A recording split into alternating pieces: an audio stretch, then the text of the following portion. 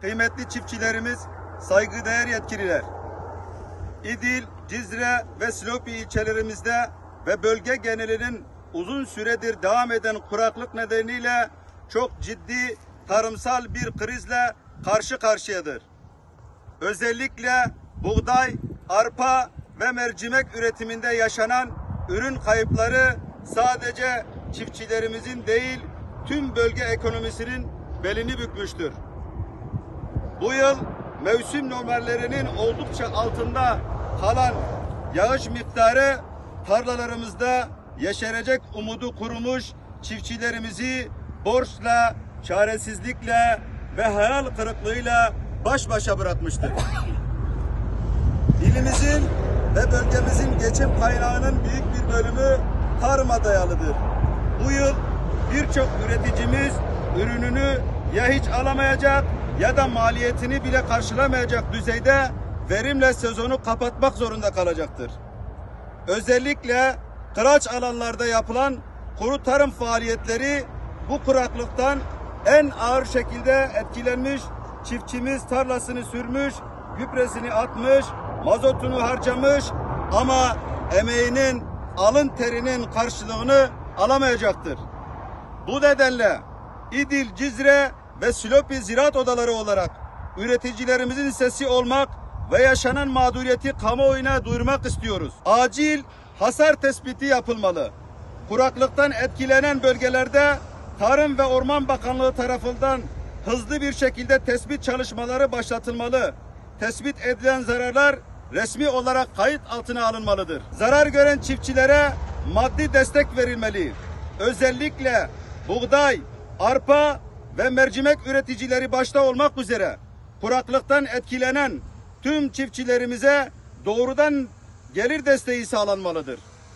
Tarsim kapsamı dışında kalan üreticilere özel destek paketleri açıklanmalıdır. Borçlar ertelenmeli ya da silinmelidir. Bu yıl meydana gelecek üretim kaybı birçok çiftçimizin kredi ve borçlarını ödeyememesine yol açacaktır. Tarım kredi kooperatifleri, Ziraat Bankası ve diğer finans kurumlarına olan borçlar faizsiz olarak ertelenmeli ya da af kapsamına alınmalıdır. Girdi maliyetleri düşürülmelidir.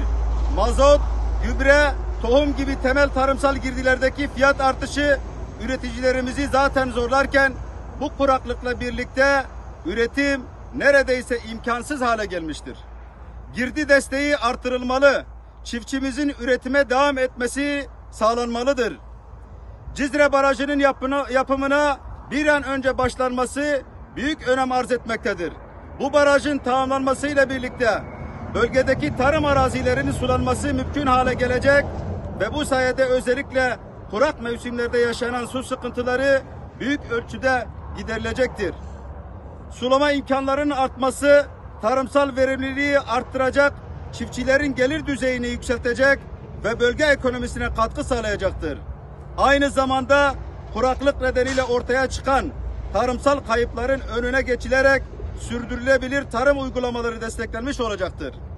Bu nedenle Cizre Barajı'nın yapımına vakit kaybedilmeden başarılması hayati bir adımdır. Bu çağrımız Sayın Cumhurbaşkanımıza, Sayın Tarım Bakanımıza, Sayın Türkiye Ziraat Odaları Birliği Genel Başkanımıza, Sayın Şırnak Milletvekilimize ve Sayın Şırnak Valimizedir. Tarım sadece çiftçinin değil, ülkenin gıda güvenliği demektir.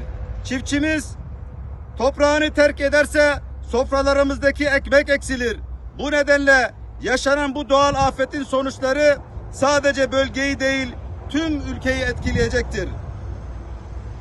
Devletimizin, kurumlarımızın ve kamuoyunun bu çağrımıza kulak vermesini bekliyor, üreticimizin bu zor günlerinde yanında olmasını talep ediyoruz. Ziraat odaları olarak çiftçimizin hakkını korumak ve yaşanan mağduriyetin giderilmesi için tüm gücümüzle destekleyeceğimizi kamuoyuna saygıyla duyuruyoruz. Silopi, İdil, Cizre Ziraat Odaları Başkanı olarak bu açıklama yaptık. Değerli çiftçilerimiz, katılımlarınız için hepinize çok teşekkür ediyoruz. Gördüğünüz gibi büyük bir mağduriyet var. Zaten her şey diyorlar ya, anlatmaya gerek yok. Gerçekten vahim bir tablo var.